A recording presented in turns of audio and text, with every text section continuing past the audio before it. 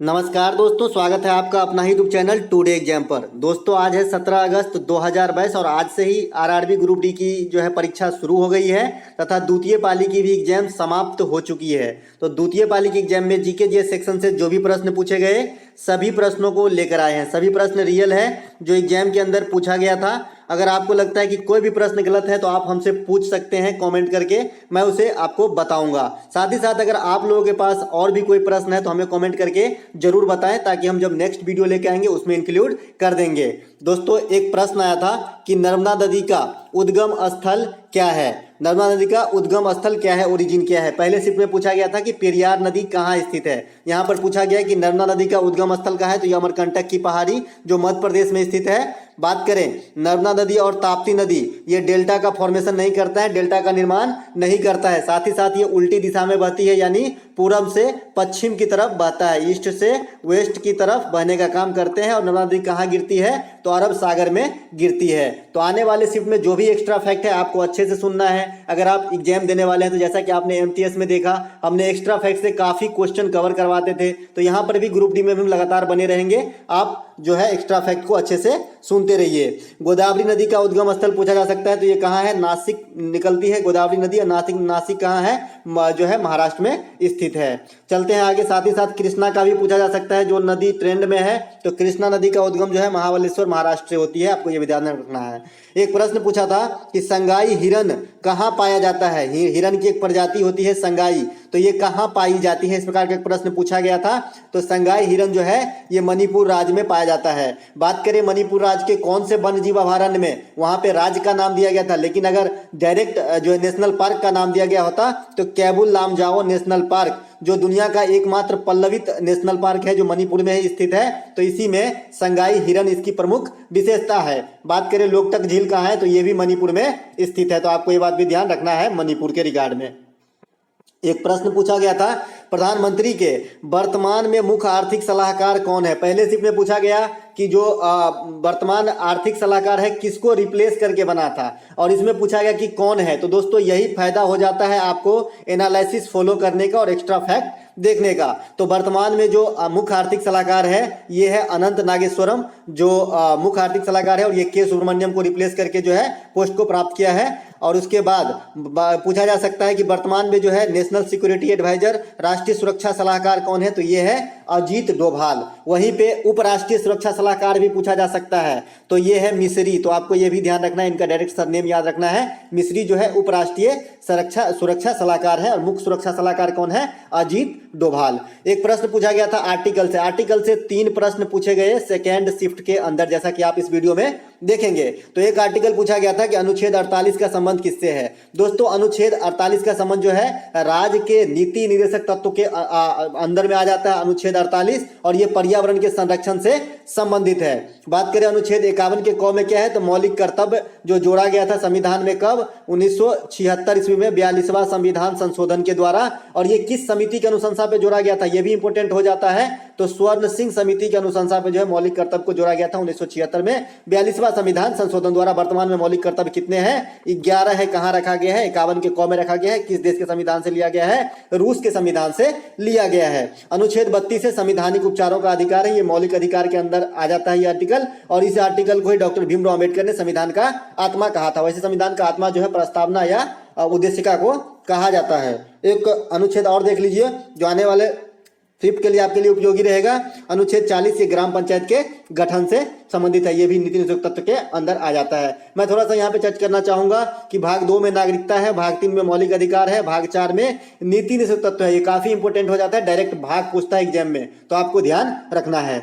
एक प्रश्न पूछा गया था कि द्रोणाचार्य पुरस्कार किसे दिया जाता है। प्रथम शिफ्ट में पूछा गया कि मेजर ध्यानचंद पुरस्कार जो है उसका नाम कब बदला गया था 2021 में। इस दूसरे शिफ्ट में पूछा गया कि द्रोणाचार्य पुरस्कार किसे दिया जाता था। दोस्तों द्रोणाचार्य पुरस्कार जो है ये कोच को दिया जाता है, जो खेल के प्रशिक्षक होते हैं, कोच होते हैं, इंस्ट्रक्टर होते हैं, उसे दिए जाते हैं। और ये कोच को दिया जाने वाला सबसे बड़ा पुरस्कार है इंडिया के अंदर। इसकी शुरुआत कब होती है, बात करें तो 1985 में होती है। आने वाले शिफ्ट के लिए जो कुछ इस फॉर्म में क्वेश्चन हमारी तरफ से रहेंगे, ये रहेंगे मेजर ध्यानचंद पुरस्कार की शुरुआत कब हुई, 1991 में प्रथम पुरस्कार दिया गया था, 92 में। पहले इसका नाम जो है राजीव गांधी खेल रत्न पुरस्कार हुआ करता था, बाद में 2021 में इस नाम को रिप्लेस करके मेजर ध्यानचंद पुरस्कार कर दिया गया, जो करंट में 12 आदमी को दिया गया है, जिसमें 10 जो है ओलंपियन है और 2 में से एक मिताली राज है, एक मिताली राज और एक सुनील छेत्री जो है ये करंट वाला होल्डर है मेजर ध्यानचंद पुरस्कार का। तो आपको ये बात भी ध्यान रखना है, 12 आदमी को दिया गया था। अर्जुन पुरस्कार की शुरुआत कब होती है, तो 1961 में होती है, ये भी खेल के क्षेत्र में दिया जाता है, आपको ये बात भी ध्यान रखना है। एक प्रश्न आया था कि मन्नार की खाड़ी से भारत किस देश को अलग करता है, काफी इंपॉर्टेंट क्वेश्चन और काफी हल्का क्वेश्चन है, इसे सभी जानते हैं, सभी करके आए होंगे आई होप। तो ये श्रीलंका को अलग करते हैं मन्नार की खाड़ी के द्वारा, जो तमिलनाडु के पूर्व में स्थित है। बात करें भारत और श्रीलंका के बीच कौन से जल डमरू मध्य है, तो पाक जल डमरू मध्य है। पाक पाकिस्तान जैसा दिखता है, लेकिन भारत और श्रीलंका के बीच में स्थित जल डमरू मध्य है। साथ ही साथ एडम ब्रिज, एडम का जो ब्रिज है ये भी भारत और श्रीलंका के बीच स्थित है। तो आपको ये बात भी ध्यान रखना है।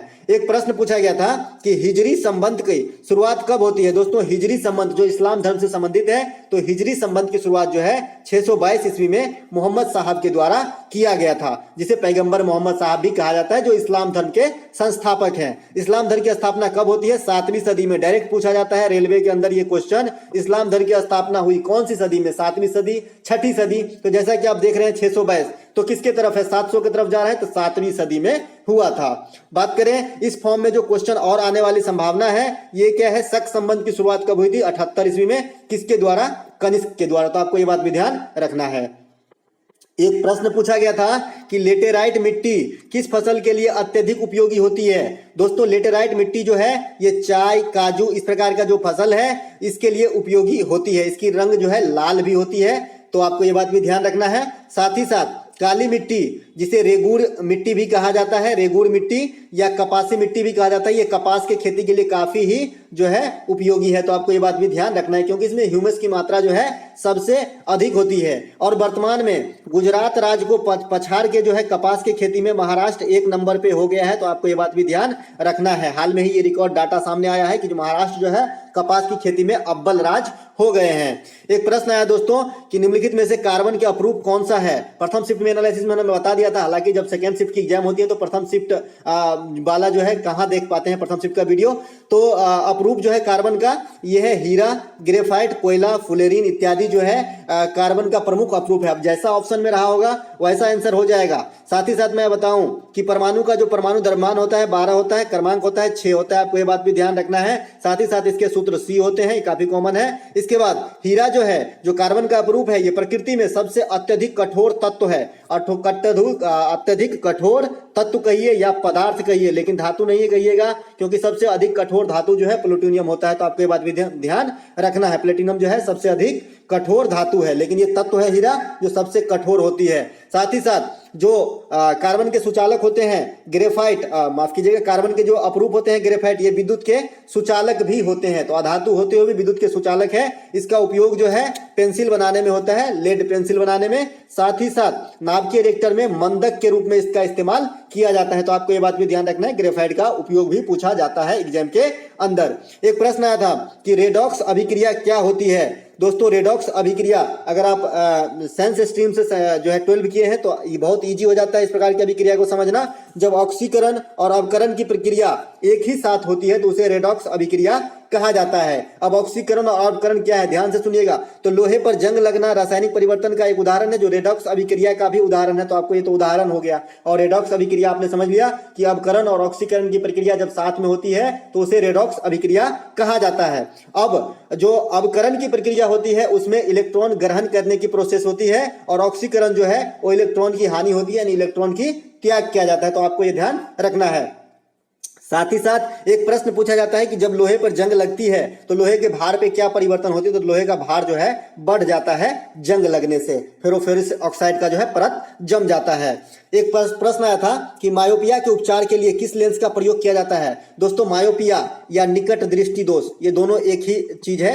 इंग्लिश में जो है मायोपिया कहते हैं, अंग्रेजी में निकट दृष्टि दोष कहते हैं। तो इसके उपचार के लिए अवतल लेंस का प्रयोग किया जाता है, वहीं दूर दृष्टि दोष के लिए उत्तल लेंस से उसको जो है ठीक किया जाता है। अब ये नाम के विपरीत है। निकट दृष्टि दोष मतलब ऐसा नहीं कि आप निकट की वस्तु नहीं देख पाते हैं, निकट की वस्तु आराम से देख लेते होंगे, लेकिन दूर की वस्तु नहीं देख पाते हैं, उसे निकट दृष्टि दोष कहते हैं। ये नाम के उल्टा है। अगर कभी क्वेश्चन आ जाए कि निकट दृष्टि दोष किसे कहते हैं, तो नाम के उल्टा है। निकट मतलब नजदीक, तो आप नजदीक की वस्तु देख पाते हैं लेकिन दूर की वस्तु नहीं देख पाते हैं, निकट दृष्टि दोष कहलाता है और इसे अवतल लेंस के द्वारा ठीक किया जाता है। एक प्रश्न आया था अनुच्छेद से, अनुच्छेद 279 क का संबंध किससे है, तो ये जीएसटी परिषद से संबंधित है। 279 के ए। जीएसटी परिषद के अध्यक्ष कौन होते हैं आने वाले शिफ्ट के लिए, तो वित्त मंत्री जो होते हैं वर्तमान, वो जीएसटी परिषद के अध्यक्ष भी होते हैं। भारत में जीएसटी की शुरुआत कब हुई, 1 जुलाई 2017 को। बात करें जीएसटी किस प्रकार का कर है, तो अप्रत्यक्ष कर है। किस प्रकार का कर है, अप्रत्यक्ष कर है, और ये कई अप्रत्यक्ष कर को रिप्लेस करके एकमात्र कर जीएसटी को भारत में लागू करवाया गया 2017 में। इसके अध्यक्ष होते हैं वित्त मंत्री जीएसटी परिषद के, और किस आर्टिकल में, 279 में। इसके लिए कौन सा संविधान संशोधन किया गया था, तो 101वां संविधान संशोधन के द्वारा जो है इसे लागू करवाया गया था। तो आपको ये बात भी ध्यान रखना है। साथ ही साथ इसके फुल फॉर्म भी पूछ लिए जाते हैं, गुड्स एंड सर्विस टैक्सेस होते हैं जीएसटी का फुल फॉर्म। एक प्रश्न आया था कि भारतीय राष्ट्रीय ग्रीन ट्रिब्यूनल के अध्यक्ष कौन है। करंट सेक्शन का ये प्रश्न है, हालांकि कुछ दिन पहले बनाए गए थे, बहुत दिन 5-6 महीने हो गए। तो इस वर्तमान में जो है ए.के. गोयल, आदर्श कुमार गोयल जो है भारतीय राष्ट्रीय ग्रीन ट्रिब्यूनल पर्यावरण जो है उनके जो है अध्यक्ष है। तो आपको ये बात भी ध्यान रखना है। एक प्रश्न आया था, डायरेक्ट हिट किया था जो है हेडक्वार्टर से, और काफी कॉमन सा प्रश्न पूछा गया कि संयुक्त राष्ट्र संघ का मुख्यालय कहाँ स्थित है। दोस्तों संयुक्त राष्ट्र संघ का मुख्यालय जो है न्यूयॉर्क में स्थित है।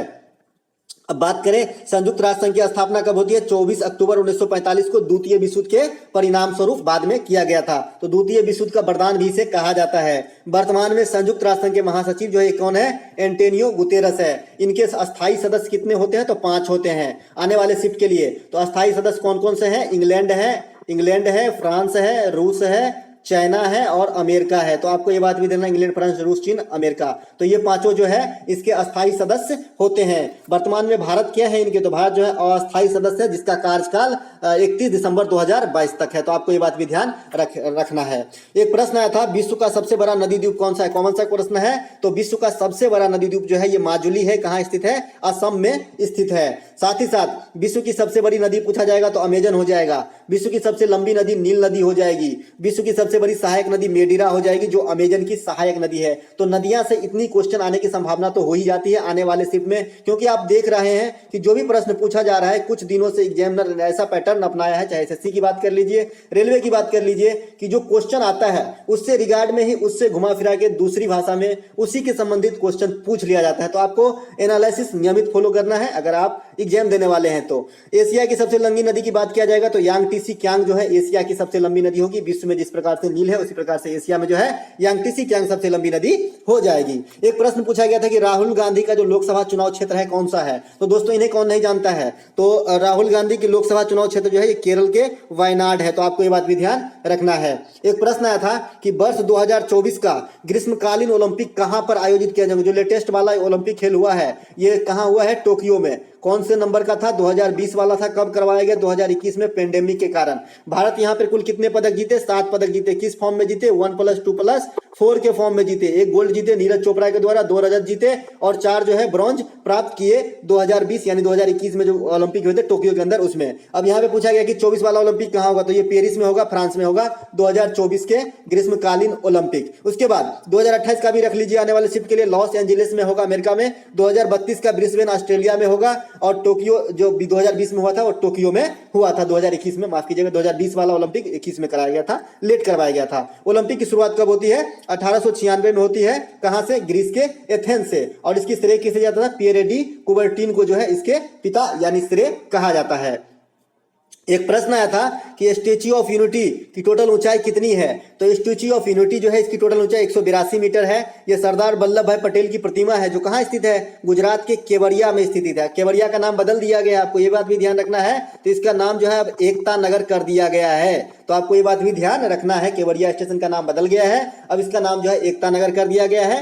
और वैसे कहाँ स्थित है ये स्टेच्यू ऑफ यूनिटी? तो केवड़िया में यानी एकता नगर में स्थित है। एक प्रश्न आया था कि दोस्तों कि मणिपुर में निम्नलिखित में से कौन सी पहाड़ियां पाई जाती है? ऑप्शन नहीं मिल पाए हैं। अगर आप लोगों के पास ऑप्शन हो तो हमें कमेंट जरूर कर दीजिएगा, एक दो ऑप्शन भी आपको याद हो तो मणिपुर में कौन सी पहाड़ियां पाई जाती है? ऑप्शन नहीं प्राप्त हुए इसलिए हम आंसर जवाब नहीं दे पाएंगे। साथ ही साथ आपको आने वाले शिफ्ट के लुसाई पहाड़ियां जो है मिजोरम में है, नागा हिल्स नागालैंड में है, अरुणाचल प्रदेश में पटकाई आदि पहाड़ियां जो है ये फेमस है। साथ ही साथ गारो है, खासी है, ये सब मेघालय में हिल्स है। तो आपको ये बात भी ध्यान रखना है। एक प्रश्न आया था दोस्तों कि KLMN जो कक्षा होता है, सेल होता है किसी परमाणु के अंदर में सबसे अधिक इलेक्ट्रॉन किस सेल में पाया जाता है? इस प्रकार का प्रश्न पूछा गया था साइंस से, रसायन से। तो दोस्तों आप देख सकते हैं कि K में जो है 2 इलेक्ट्रॉन होते हैं, L में जो है 8 इलेक्ट्रॉन होते हैं, उसके बाद M में 18 और N में 32। तो सबसे अधिक जो है N में होता है 32 इलेक्ट्रॉन। तो जिन्होंने भी N करके आया होगा उनका आंसर राइट हो जाएगा। एक प्रश्न आया था दोस्तों कि पौधों में जलवाष्प के रूप में जल की हानि को क्या कहा जाता है? तो पौधों में जो वेपराइजेशन होता है, जलवाष्प होती है, तो इसमें जो पानी की हानि होती है उसे वाष्पोत्सर्जन कहते हैं, वाष्पोत्सर्जन कहते हैं। थोड़ा सा प्रोनाउंसिएशन मिस्टेक है मेरा, तो ध्यान नहीं दीजिएगा इतना। एक दूसरा प्रश्न है दोस्तों कि पत्तियों द्वारा प्रकाश संश्लेषण किसकी उपस्थिति में होती है? आज क्वेश्चन बायोलॉजी से भी काफी पूछे गए, साइंस से काफी पूछे गए सेकंड शिफ्ट में। हालांकि फर्स्ट शिफ्ट में जो है साइंस से मात्र 9 से 10 क्वेश्चन पूछे गए थे, जैसा कि आप देखे थे। तो यहाँ पे जो है प्रकाश संश्लेषण की प्रक्रिया जो होती है क्लोरोफिल की उपस्थिति और सूर्य की प्रकाश की उपस्थिति में होती है। रात के समय जो है प्रकाश संश्लेषण की प्रक्रिया संभव नहीं है। अब बात करें क्लोरोफिल में कौन सी धातु पाई जाती है? मैग्नीशियम पाई जाती है। एक प्रश्न पूछा गया था कि कर्नाटक राज्य के वर्तमान में मुख्यमंत्री कौन है? या फिर ऐसा पूछा गया था कि बासवराज बोम्मई किस राज्य के मुख्यमंत्री है? दोनों में थोड़ा सा कंट्रोवर्सी है, तो आपको अगर एग्जैक्ट पता हो तो मुझे जरूर बताइएगा। तो बासवराज बोम्मई जो है ये कर्नाटक के मुख्यमंत्री है। पहले शिफ्ट में पूछा गया था कि कर्नाटक का राज्यपाल कौन है? तो वहां का राज्यपाल जो है थावरचंद गहलोत है। एक प्रश्न पूछा गया था कि भारत और निम्नलिखित में से किस देश के बीच नीली अर्थव्यवस्था पे, ब्लू जो है इकोनॉमिक पे फरवरी 2022 में समझौता संपन्न हुआ, साइन किए गए थे। एक तरीके से इस प्रकार का प्रश्न था। तो ये फ्रांस के साथ जो है भारत ने एक हस्ताक्षर साइन किया है नीली अर्थव्यवस्था पर। तो फरवरी 2022 में कराया गया था, आपको ध्यान ही होगा अगर आप करंट से रिलेटेड है तो फ्रांस यहाँ पे राइट आंसर करके आना था। अब दोस्तों दोनों शिफ्ट में जो क्वेश्चन आए देखने को मिले एक जैसे हूबहू, ये है कि आपको जो है रासायनिक समीकरण को जो है बैलेंस करना है। जैसे यहाँ पे एक समीकरण जो पूछा गया था क्वेश्चन मैं अपनी तरफ से सेकंड में रखा हूं, तो मैं यहाँ पे बैलेंस करना सिखाता हूं आपको। 4C प्लस O2 दिया है, इस प्रकार का एरो दिया रहेगा। फिर यहाँ पे CO2 दिया है, C प्लस O2 मिलकर CO2 बना है। अब आप यहाँ देख रहे हैं कि कार्बन की संख्या कितनी है? 4 है। यहाँ पे हमारा जो रिजल्ट है उसमें कार्बन कितनी है? 1 है। तो मैं इसके पीछे पहले 4 लगा दूंगा। अब मैं 4 लगाया तो देखा कितने ऑक्सीजन कितने हो गए? 8। मेरे पास ऑक्सीजन कितने हैं? 2। तो इसके पीछे भी मैं 4 लगा दूंगा। इस प्रकार हमारा बैलेंस हो जाएगा। बहुत ही ईजी है। दूसरा करके दिखाता हूं। H2 प्लस O2 है और एरो लगा के H2O बनता है, जल बनता है। अब हम देख रहे हैं यहाँ पे हमारे पास O2 कितने हैं? 2। यहाँ पे O2 मेरे पास कितने हैं? 1। मैं इसके पीछे पहले 2 लगा दूं। अब कितने हो गए? मेरे पास 4 हाइड्रोजन हो गए, 2 दूनी की 4, और 2 ऑक्सीजन हो गए। ऑक्सीजन तो 2 ठीक है, ऑक्सीजन 2 ठीक है, लेकिन हाइड्रोजन 2 ही है यहाँ पे, तो इसके पीछे हम 2 लगा देंगे, सिंपली बैलेंस हो जाएगा। तो इस प्रकार से आपको बैलेंस करना है, जरूर देख के जाना है आने वाले शिफ्ट के लिए। एक प्रश्न आया था कि फलों को पकाने के लिए कौन सी हार्मोन या कहें कि गैस का इस्तेमाल किया जाता है? तो एथिलीन की जो है फलों को पकाने के लिए इस्तेमाल किया जाता है। एकमात्र जो गैस है जो हार्मोन के रूप में भी पाया जाता है। निम्नलिखित में से एकमात्र हार्मोन है जो गैसीय रूप में पाया जाता है, इस प्रकार का है। निम्नलिखित में से ध्वनि किस माध्यम से होकर यात्रा नहीं कर सकती? दोस्तों मैंने बार बार बताया एनालिसिस के दौरान कि ध्वनि जो है ये अनुदैर्घ्य तरंग का उदाहरण है। इसे गमन करने के लिए हमेशा एक माध्यम की आवश्यकता होती है, इसलिए ध्वनि जो है निर्वात से होकर गमन नहीं कर सकती। ध्वनि की सबसे अधिक चाल जो है ठोस में होती है, तदुपरांत द्रव में होती है और सबसे कम जो है गैस में होती है। ध्वनि में एक घटना नहीं घटित होती है, यह है ध्रुवन। ध्रुवन की जो प्रक्रिया है ये ध्वनि के अंदर संभव नहीं है क्योंकि ये अनुदैर्घ्य तरंग का उदाहरण है। एक प्रश्न आया था कि साइनोकोबाल्मिन निम्नलिखित में से किस विटामिन का रासायनिक नाम है? दोस्तों साइनोकोबाल्मिन जो है विटामिन B12 का रासायनिक नाम है। विटामिन शब्द का सबसे प्रथम प्रयोग किसने किया था? तो फंक ने जो है विटामिन शब्द का सर्वप्रथम प्रयोग किया था। विटामिन ए का रासायनिक नाम रेटिनॉल है, विटामिन सी का एस्कॉर्बिक एसिड, विटामिन डी का कैल्सीफेरॉल, विटामिन ई का टेकोफेरॉल। जल में घुलनशील विटामिन आपसे पूछा जाता है तो बी और सी जो है जल में घुलनशील है। बाद बाकी जितने भी विटामिन है A, D, E, K ये सब वसा घुलनशील विटामिन है। एक प्रश्न पूछा गया था कि प्रयोगशाला में संश्लेषित पहला कार्बनिक यौगिक कौन सा था और किसके द्वारा बनाया गया था। तो दोस्तों प्रयोगशाला में सबसे पहला संश्लेषित कार्बनिक यौगिक जो है ये यूरिया था और ये बोल्हर नामक वैज्ञानिक के द्वारा बनाया गया था। यूरिया में जो है सबसे अधिक जो नाइट्रोजन की प्रतिशत होती है कितनी होती है, 46% होती है और पौधों को सबसे अधिक नाइट्रोजन इन्हीं के द्वारा प्राप्त होता है। ये नाइट्रोजन उर्वरक है यूरिया। एक प्रश्न आया था कि एल्युमिनियम का निष्कर्षण किस अयस्क के द्वारा होता है। तो दोस्तों एल्युमिनियम का निष्कर्षण जो है बॉक्साइट अयस्क के द्वारा होता है। आने वाले शिफ्ट के लिए अगर आपसे पूछा जाए कि लोहा का निष्कर्षण किस अयस्क के द्वारा होता है तो हेमाटाइट के द्वारा जो है लोहा का निष्कर्षण होता है। लोहा का अयस्क अन्य अयस्क कौन कौन से हैं तो सीडेराइट है, मैग्नेटाइट है, ये सब जो है लोहा के अन्य अयस्कों में से प्रमुख है। दोस्तों इस वीडियो में इतना ही। जो भी क्वेश्चन छूट गए हैं हमें जैसे ही प्राप्त होंगे आप लोग कमेंट के माध्यम से कर दीजिएगा, तो हम जो है थर्ड शिफ्ट में जो है आपको एनालिसिस के दौरान जो है प्रोवाइड करा देंगे।